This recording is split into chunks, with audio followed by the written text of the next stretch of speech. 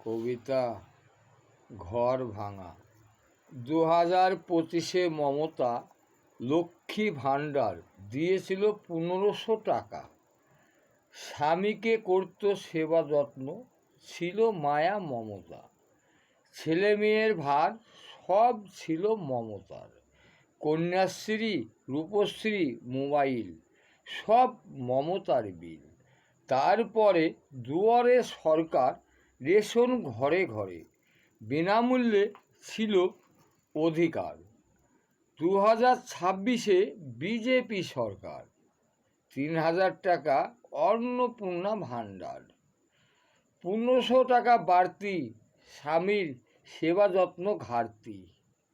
ভাত আছে খাও, ঝাড় ঝাঁটা দাও, বাসন মেজে নিও, সন্ধ্যা প্রদীপ দিও। 3000 টাকার গরম, মেয়েরা বেঁচে থাকবে ছেলেদের মরণ।